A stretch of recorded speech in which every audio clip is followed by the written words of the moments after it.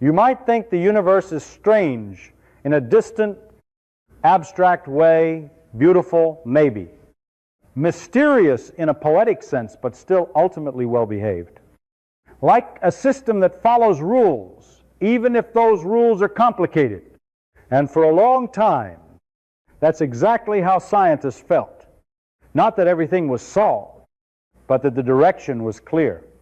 We had equations that worked, models that predicted, and a growing confidence that if something didn't make sense yet, it was only a matter of time.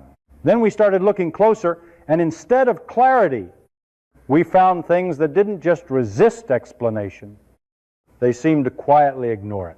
One of the first moments where that quiet confidence started to crack came in 1977. Not with a grand discovery, not with a new theory, but with a sheet of paper, numbers printed in long columns, the kind of data most people would glance at and immediately forget. Except on that day, something stood out so sharply that it interrupted routine itself. A spike, clean, narrow, unmistakable, not spread out like natural noise, not messy like interference, but focused, precisi, almost deliberate. It lasted 72 seconds.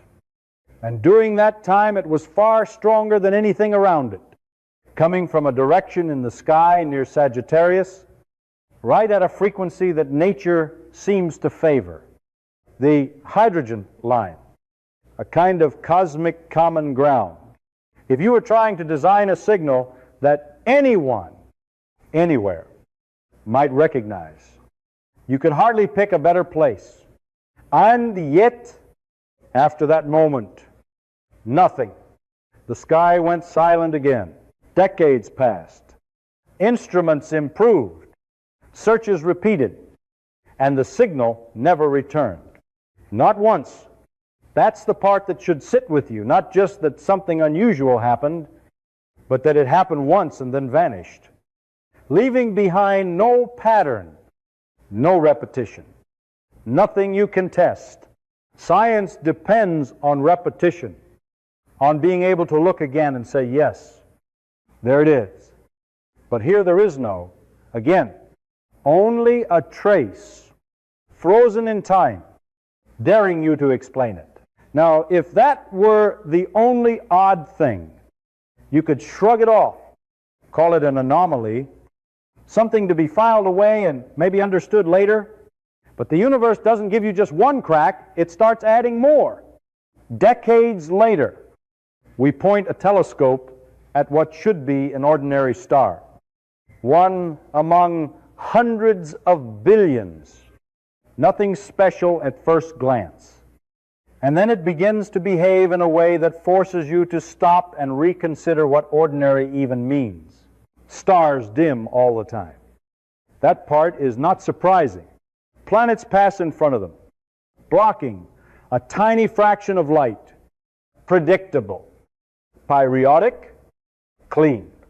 You can measure it, model it, and from that tiny dip you can infer entire worlds. But this star, Tabby star, doesn't play by those rules. Its light doesn't just dip a little. It plunges, sometimes by 15%, sometimes over 20%, and not in any regular rhythm you can latch onto. It fades and recovers in patterns that don't repeat, like something is passing in front of it, but not something simple, not a planet, not anything we've seen before. And here's where things become genuinely uncomfortable. Because when you try to explain it, every explanation seems to almost work and then fail. A swarm of comets? Maybe. But you would need an absurd number of them. Dust clouds? That helps with some observations, but not all. Collision? Possible. But the evidence doesn't quite line up. And then, almost reluctantly, someone suggests something far more radical. Not because they believe it, but because they can't rule it out. What if it's not natural in the way we expect? What if it's something constructed, something large enough to partially block a star? Something that behaves irregularly because it isn't a single object but many? Most scientists don't accept that explanation, and they shouldn't jump to it. But the fact that it even enters the conversation tells you something important.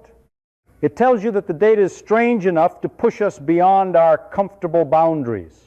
If you step back for a moment, I want you to notice the pattern forming. It's not just that we have a weird signal or a strange star. It's that both of these things share a deeper characteristic. They resist closure. They don't resolve cleanly into known categories. You can propose explanations. You can test pieces of them. But nothing locks into place in a satisfying way. And that's new. For a long time, physics advanced by taking confusing observations and fitting them into a clearer framework. Here, the framework itself starts to feel incomplete. Not broken, but stretched.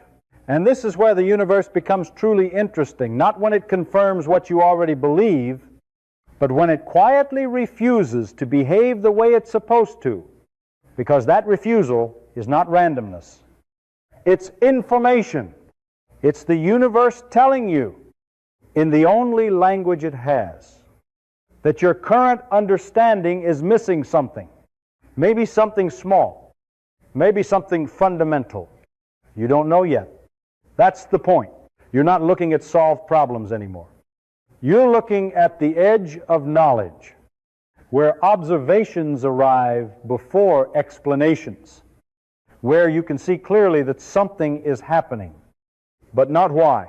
So now you're left in an uncomfortable position.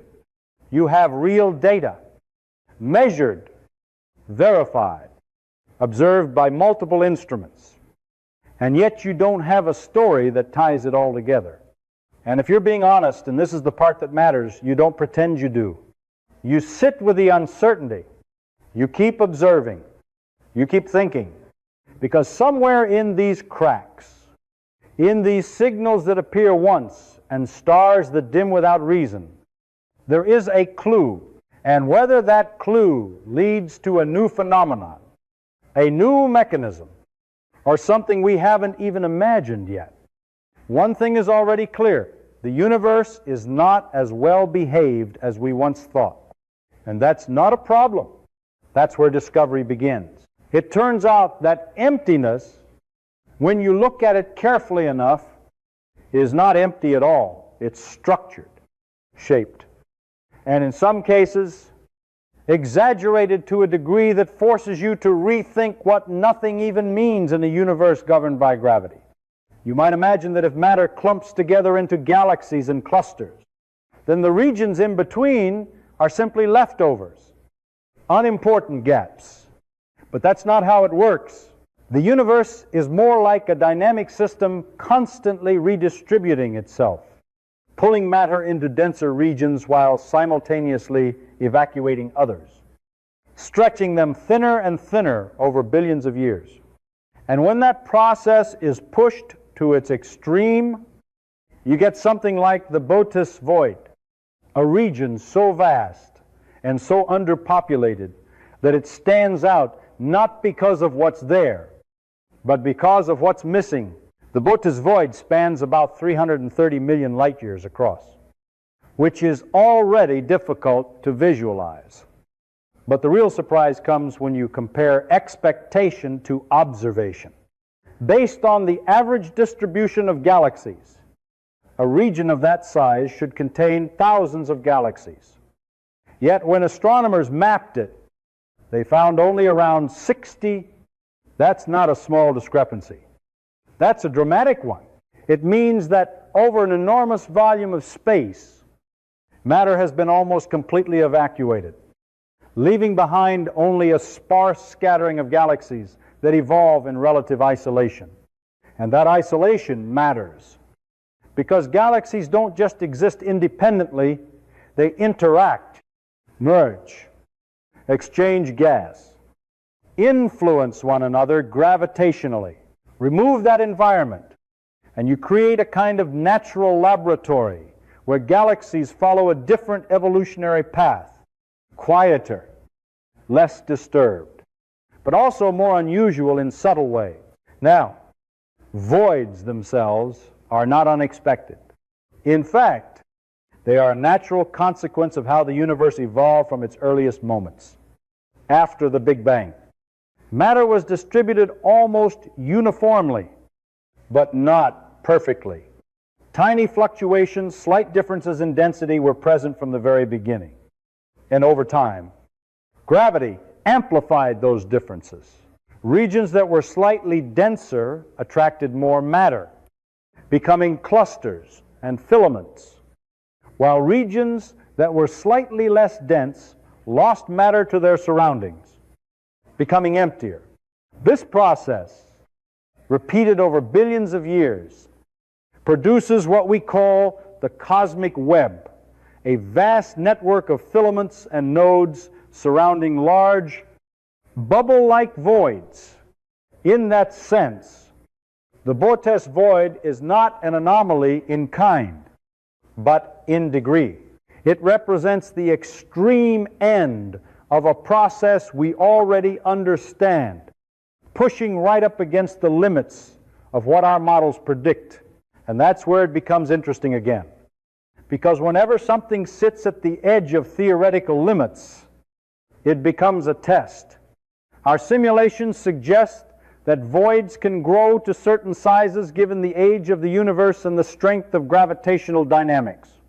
The Bortes void is close to that upper boundary, which means it's not obviously impossible, but it's uncomfortably large. It forces you to ask whether our understanding of structure formation is complete, whether there are subtle effects we're missing, or whether this is simply a rare but allowed outcome of initial conditions that happen to be particularly extreme in this region. But the story doesn't stop with emptiness in the distribution of galaxies, because there is another kind of void, one that shows up not in where matter is, but in the oldest light we can observe. The cosmic microwave background, the afterglow of the Big Bang, is one of the most uniform things we've ever measured. Its temperature is nearly identical in every direction, with only tiny variations that reflect the initial density fluctuations of the early universe. Those variations are small, about 1 part in 100,000, and they are incredibly important because they seeded all the structure we see today. So when you find a region in that map that deviates significantly from expectation, even by a small absolute amount, it becomes a serious puzzle. This is what we call the CMB cold spot, a region of the sky that is noticeably cooler than its surroundings, larger and deeper than what standard cosmological models would predict. Statistically, it's not impossible. It falls into that uncomfortable category of low probability events, but it stands out enough that scientists have spent years trying to understand whether it's telling us something fundamental or whether it's simply a rare fluctuation that happens to exist in our one observable universe. One of the leading ideas is that there is a supervoid along that line of sight, a large underdense region that affects the energy of photons traveling through it.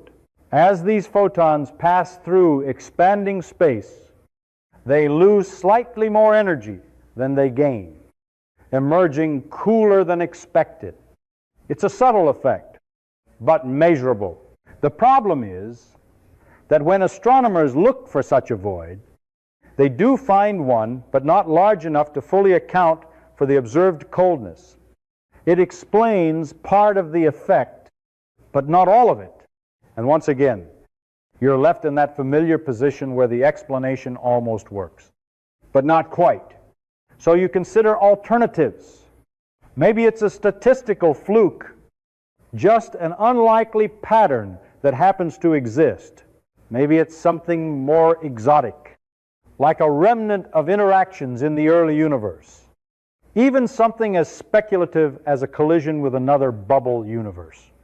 These ideas are far from confirmed, but their presence in the discussion reflects the depth of the mystery. What ties these phenomena together, the vast emptiness of supervoids and the subtle imprint of the cold spot, is that they both challenge your expectation of smoothness. Just as overly large structures force you to reconsider how matter clusters, extreme emptiness forces you to reconsider how matter disperses. The universe is not just a story of things coming together, it's also a story of things being pulled apart, sometimes to an extent that strains the limits of our understanding. And so, once again, you are pushed toward the edge of what you know. You are looking at regions where there is almost nothing. And yet those regions carry as much information as the densest clusters of galaxies. Because in cosmology, absence is not empty. It is shaped by the same laws, the same history, the same initial conditions as everything else. And when that absence becomes extreme, when it becomes structured and measurable and difficult to explain, it stops being a void in the ordinary sense and becomes something else entirely, a clue, quietly embedded in the fabric of the universe, waiting for you to figure out what it means. There's a moment, if you keep following these anomalies far enough, where the problem stops being about strange objects and starts becoming something much deeper, something structural. Up to now, you've been dealing with things that don't behave the way you expect. A signal that appears once and vanishes. A star that dims in ways that don't repeat. Circles in the radio sky that don't belong to any known category. But all of those still live inside a larger assumption. A quiet background belief that the universe itself, at the biggest scales, is smooth, well-behaved, statistically uniform. That belief is not just philosophical. It's built into almost everything we do in cosmology. And it has a name, the cosmological principle. It says that if you zoom out far enough, the universe should look roughly the same in every direction. No preferred locations. No enormous features dominating the landscape. Just a kind of large-scale balance that emerges from all the smaller irregularities averaging out. And for a long time, that idea worked beautifully. Galaxies form clusters. Clusters connect into filaments. Filaments surround voids. And together they create a cosmic web that looks messy up close but smooth when viewed from a distance. That smoothing is essential because it allows us to model the universe with relatively simple equations to describe its expansion, its history, and its evolution without having to account for every individual structure. It's a powerful simplification. And it's one of the reasons cosmology has been so successful. But like all simplification, it depends on the assumption that nothing exists on scales large enough to break it. Then we started finding things that might. One of those things is called the giant arc. And the name almost feels too casual for what it represents. This is not a small feature, not a local arrangement of galaxies that happens to form a curve, but a structure spanning roughly 3 billion light years. That number is so large that it almost loses meaning unless you slow down and think about it, light itself. Moving at the fastest speed possible would take 3 billion years just to cross from one end of this structure to the other. You are no longer looking at something that fits comfortably within the idea of large-scale smoothness. You are looking at something that occupies a significant fraction of the observable universe, something that shouldn't have had enough time to form under the standard picture of how matter evolves after the Big Bang. And then, in almost the same region of the sky, at roughly the same distance, astronomers found something else, the Big Ring, smaller than the giant arc, but still enormous, about 1 3 billion light years across, forming a kind of circular arrangement of galaxies.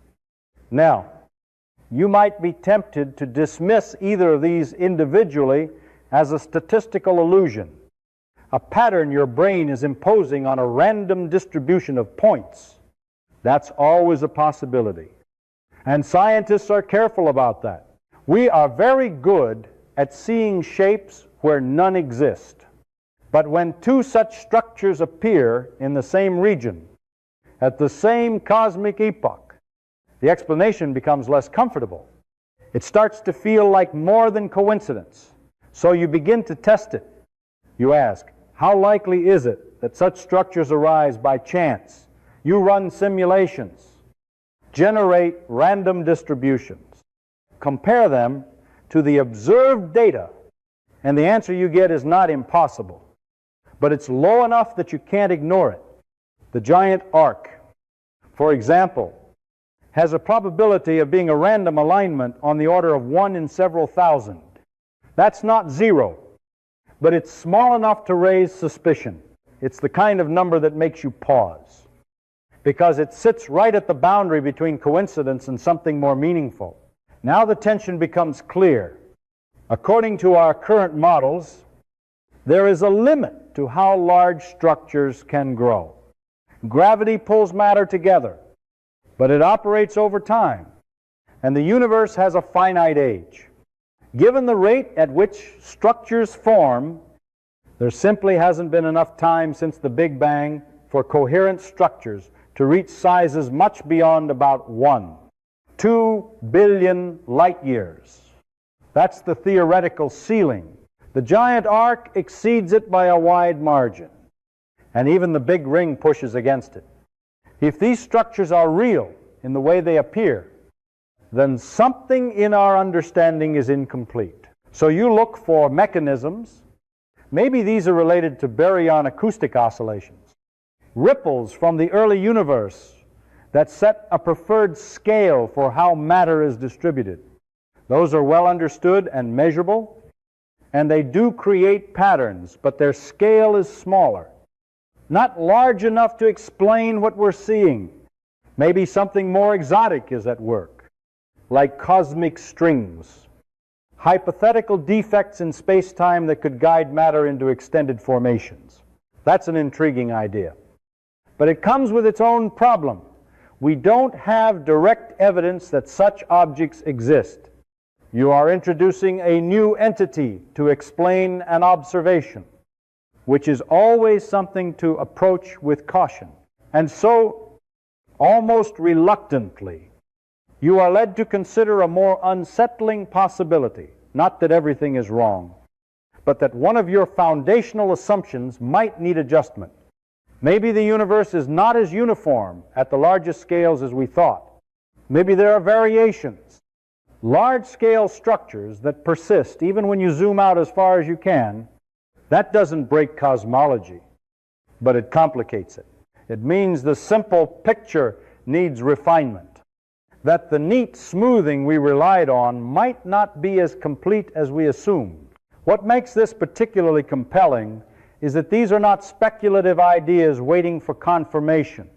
These are observations drawn from real data, analyzed carefully, subjected to statistical tests. The structures are there in the maps of the universe. They are not predictions, they are facts. And when facts don't fit theory, it's not the facts that change. So now your picture of the cosmos shifts again. It's no longer just a web of galaxies that smooths out at large scales. It's something potentially more uneven, more textured, with features that stretch across distances we once thought were impossible.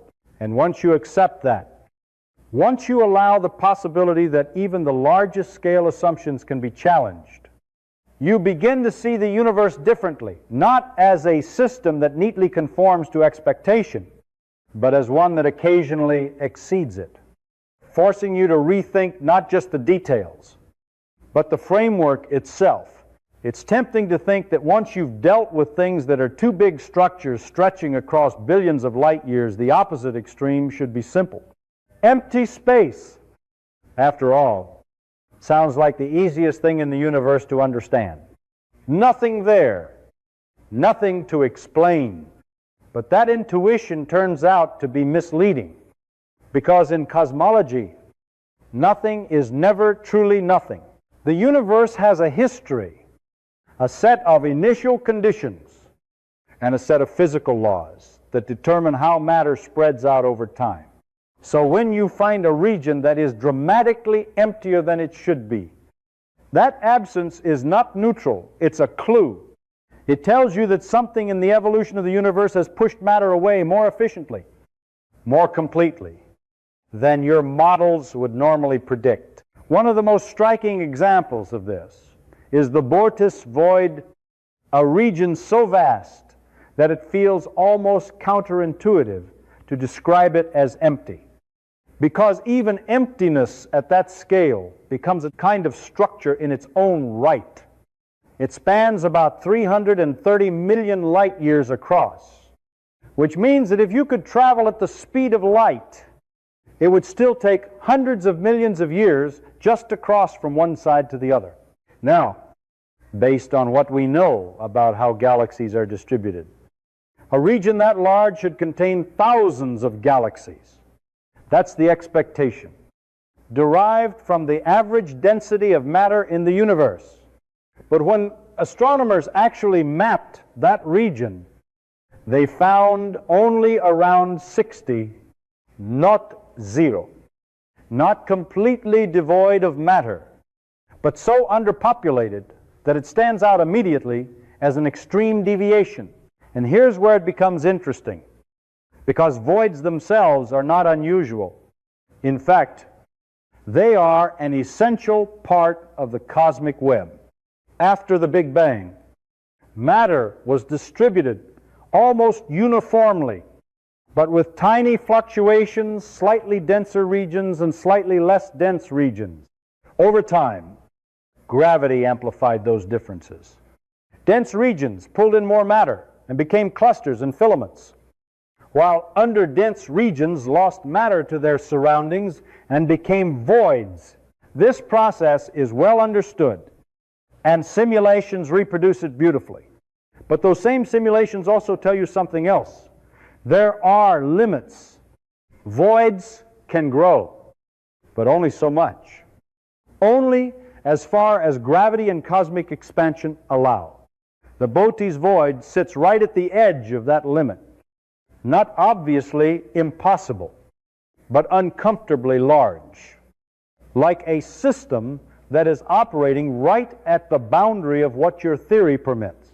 That alone would make it worth studying. But there's another layer to the story, and it has to do with what happens inside such a void. The few galaxies that do exist there are not quite like the ones you find in denser regions.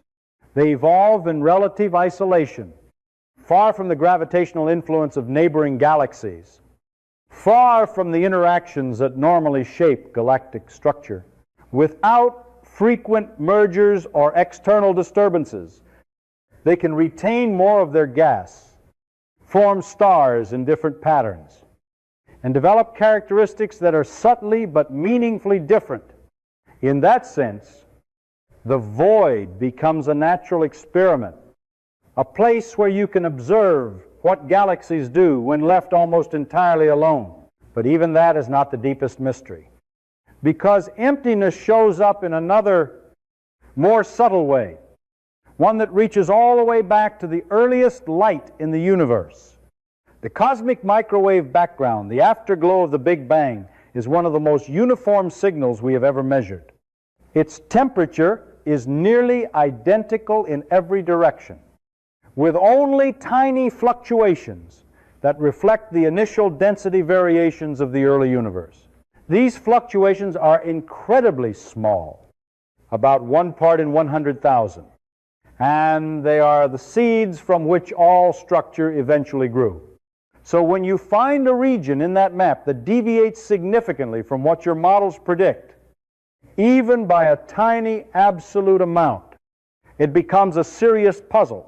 This is what we call the CMB cold spot, a region of the sky that is noticeably cooler than its surroundings, larger and deeper than what standard cosmology would expect. Statistically, it's not impossible, but it's rare enough to raise questions, and naturally, the first explanation you consider is that something along the line of sight is affecting the photons we see. If there is a large, underdense region, a supervoid, between us and that part of the cosmic microwave background, then photons passing through it could lose a small amount of energy due to the expansion of space. This effect, known as the integrated Sachs-Wolf effect, can make regions appear slightly cooler. That sounds promising, and indeed, astronomers have identified a void in that direction. But here's the familiar problem. It's not enough. The void that we observe can account for part of the temperature difference, but not all of it. The explanation almost works, but not quite. And once again, you find yourself in that uncomfortable space between theory and observation, where nothing is clearly wrong, but nothing is fully right either. So you consider other possibilities. Maybe it's just a statistical fluctuation, a rare but allowed feature in a single realization of the universe. After all, we only have one universe to observe. We can't rerun the experiment to see how often such anomalies occur.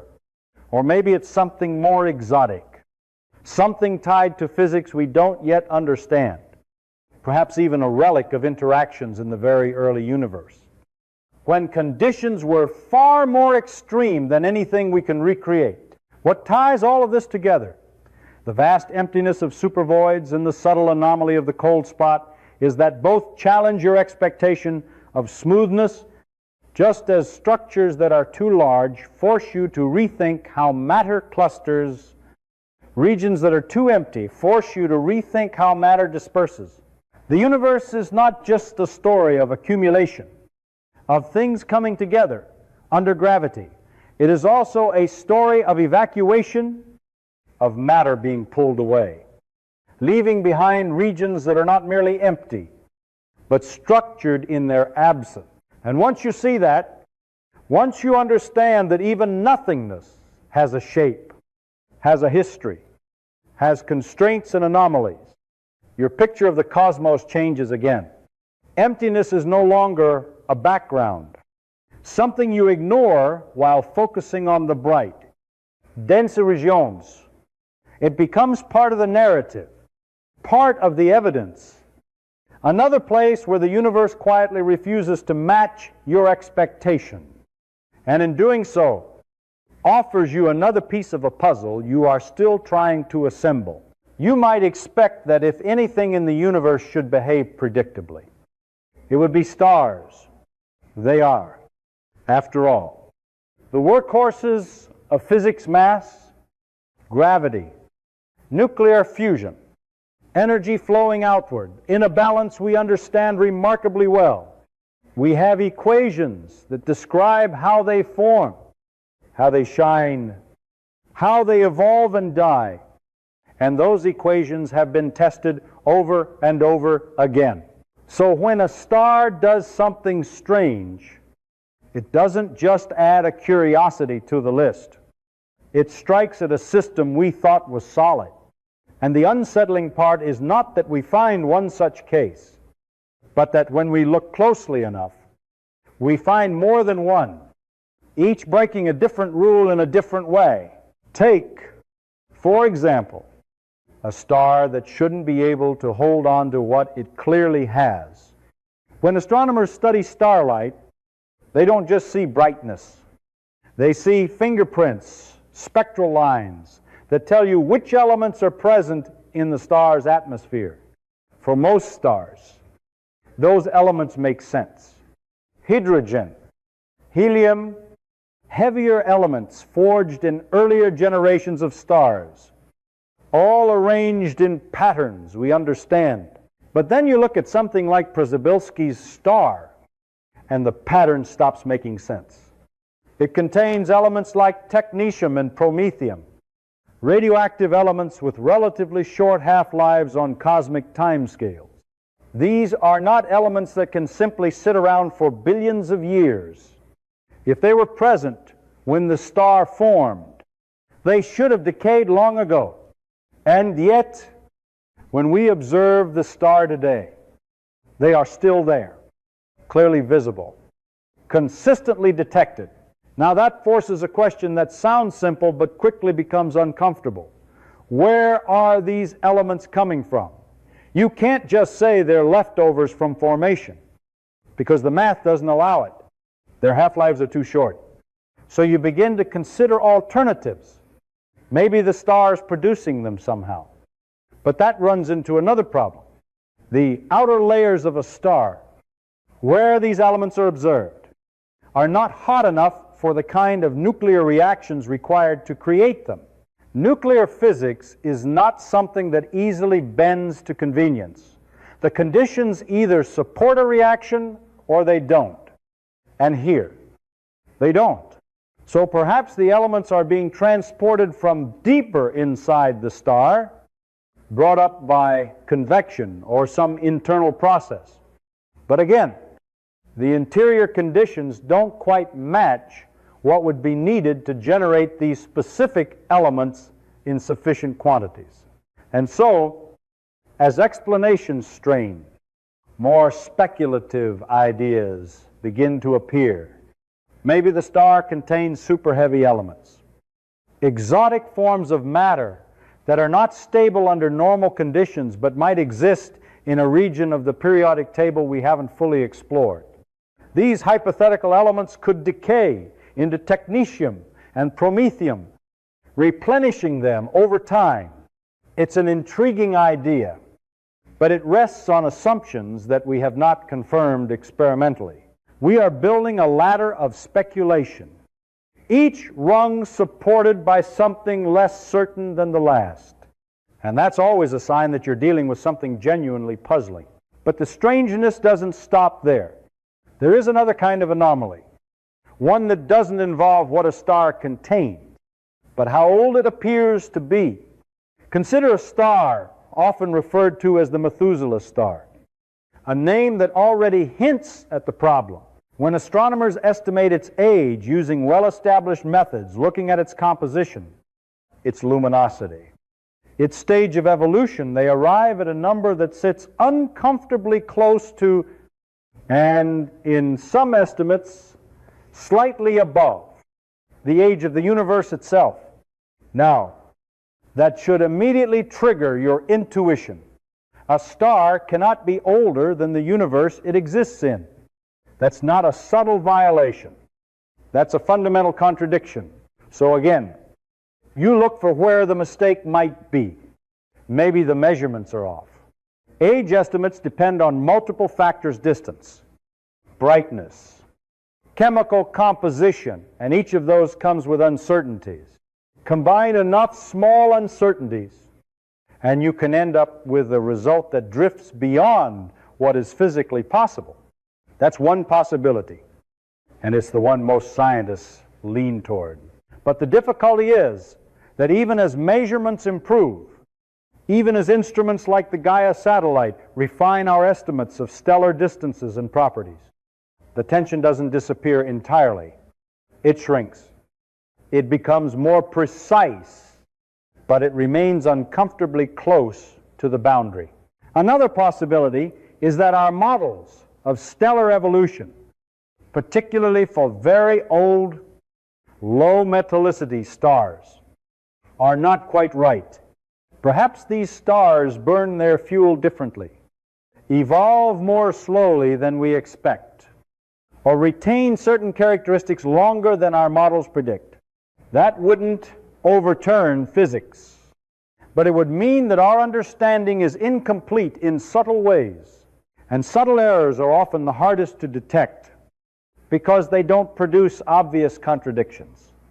They produce tensions, results that are just slightly off, but persistently so.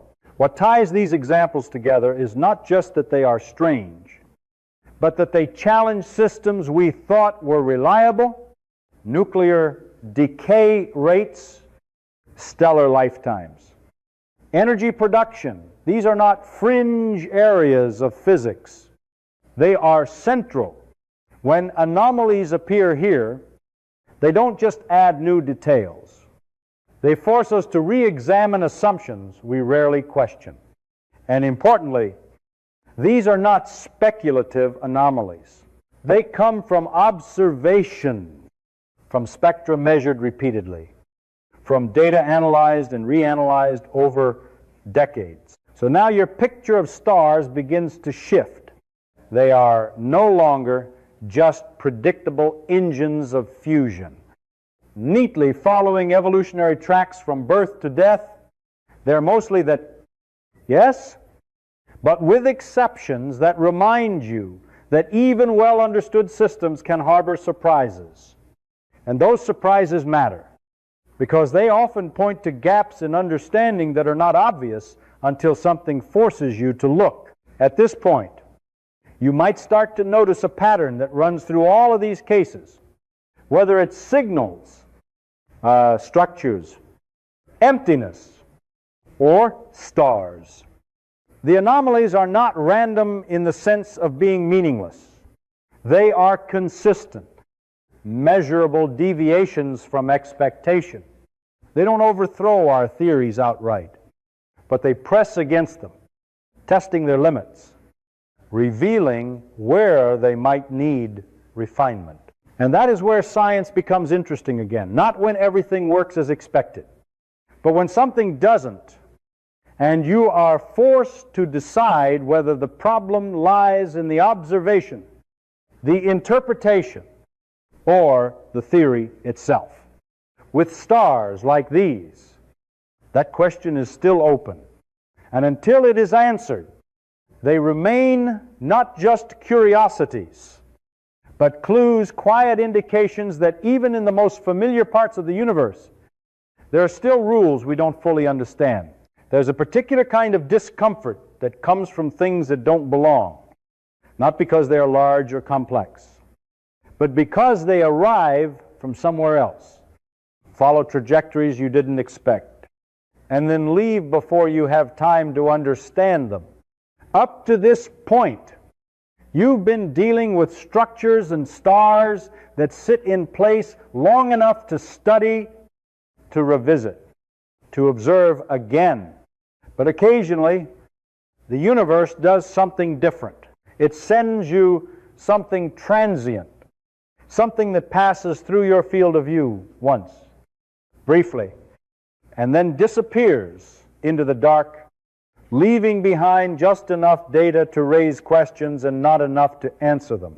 That's exactly what happened in 2017, when astronomers detected an object moving through the solar system that didn't behave like anything we had seen before. At first glance, it looked like a comet or an asteroid, something familiar, something you could categorize quickly and move on. But as more data came in, the details began to diverge from expectation in subtle ways that, taken together, so it became difficult to ignore. The object, later named Oumuamua, was not bound to the sun. Its trajectory showed that it came from interstellar space, entered the solar system, curved around the sun, and was already on its way out again. This was the first confirmed visitor of its kind, and that alone would have made it interesting. But the real puzzle was not where it came from, but how it behaved. Its brightness changed dramatically as it rotated, suggesting a shape that was highly elongated, far more than typical asteroids or comets. Imagine something stretched out, perhaps 10 times longer than it is wide, tumbling through space. That's already unusual, but not impossible.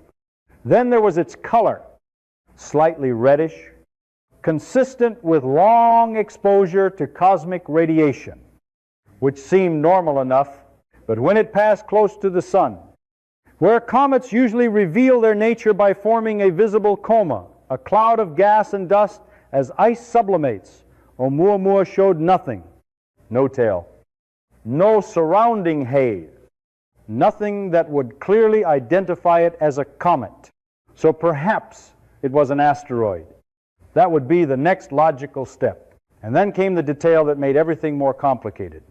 As it left the solar system, its motion didn't match what gravity alone would predict. It was accelerating slightly, as if being pushed by something. This is actually a familiar effect for comets, where outgassing acts like a small rocket, providing additional thrust. But here, there was no visible gas, no dust, nothing to account for that force. You are left with an effect without an obvious cause. And that's always a dangerous place in physics. So you begin proposing explanations. Maybe it was outgassing, but from a material that doesn't produce visible dust, something like hydrogen or nitrogen ice that evaporates cleanly. That's plausible, and it fits some of the data. But it requires conditions that are not typical. Maybe the object was extremely thin, almost like a sheet, allowing radiation pressure from sunlight to push it more effectively than usual. That would also explain the acceleration. But then you have to ask how such an object forms naturally. Nature tends to produce irregular, chunky shapes fall, not thin, flat structures hundreds of meters across.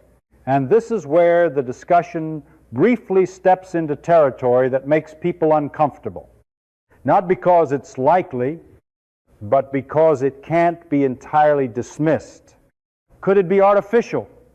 Could it be something like a light sail designed to be pushed by radiation? Most scientists are skeptical, and rightly so, because extraordinary claims require extraordinary evidence. But the fact that the idea was seriously considered, even if only as a last resort, tells you how unusual the observations were. In the end, the most conservative view is that Oumuamua is natural, perhaps a fragment from another star system with properties we don't yet fully understand. But the key point remains. We saw it once for a few weeks, and then it was gone. Whatever secrets it carried left with it. And then, almost as if to remind us that this was not an isolated case. The universe presents another kind of transient phenomenon, one that doesn't drift quietly through space, but announces itself with sudden, intense brightness. In 2018, astronomers observed an event now known as AT 2018 Cow, and from the beginning it behaved unlike any typical supernova. It brightened rapidly, reaching peak luminosity in just a few days instead of weeks. And it was extraordinarily bright, far exceeding what we would expect from a standard stellar explosion. Then, just as quickly, it faded, not gradually over months, but over weeks, like a flash that appears and vanishes before you can fully examine it. Its spectrum didn't match known categories. Its temperature was extremely high. The material seemed to be expanding at a significant fraction of the speed of light.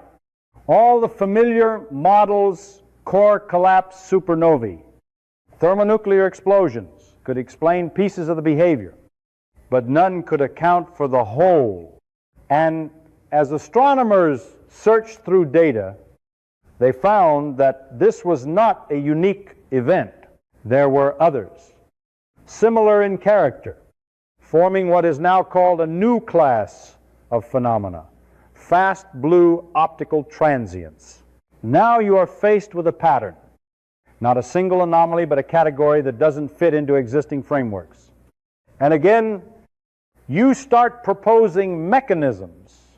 Maybe these are the birth cries of black holes, or neutron stars, where the collapse of a stellar core produces jets that punch through the outer layers, releasing energy in a different way than a standard supernova. Maybe they are tidal disruption events, where a star is torn apart by a black hole. Though the time scales don't quite match, maybe they involve collisions between compact objects, white dwarfs or neutron stars, producing brief but intense bursts of energy. Each explanation captures part of the behavior, but none fully resolves it. And so, once again, you are left in that familiar position with observations that are clear, repeatable, and increasingly well documented, but with theories that lag behind, trying to catch up. What ties these events together, Oumuamua drifting through the solar system and these sudden cosmic explosions, is their transience. They don't stay. They don't wait for you to understand them. They appear, reveal just enough to disrupt your expectations. And then they're gone. And that changes the way you do science, because it forces you to be ready, to observe quickly, to gather as much data as possible in a short window of time, knowing that you may not get another chance. At this point, the pattern should feel familiar. The universe is not just presenting you with isolated oddities, but with entire categories of phenomena that sit just outside your current understanding. Some of them move through your neighborhood and vanish. Some of them flare into existence and fade before you can fully model them. And all of them carry the same message, quietly but persistently. There are processes at work here that you do not yet fully understand. Look at what you've been given so far, not as separate stories, but as a collection of pressure points, a signal that appears once and never again, a star that dims in ways no model predicts, perfect circles hanging in the radio sky, structures so large they shouldn't have had time to form, regions so empty they push against theoretical limits, stars carrying elements that should have vanished long ago, visitors that pass through the solar system and leave without explanation, explosions that don't match any known category. If you line them up, something subtle begins to happen. They stop looking like isolated curiosities and start looking like a pattern, not a pattern in what they are, but a pattern in how they behave relative to what we expect. And this is where things become interesting in a very specific way, because science does not usually break in dramatic moments. It doesn't collapse overnight. It stretches. It accumulates tension. You build a model. You test it. It works remarkably well across a wide range of situations. And then, at the edges, small inconsistencies begin to appear. At first, they don't seem important. You can explain them away, adjust parameters, refine measurements.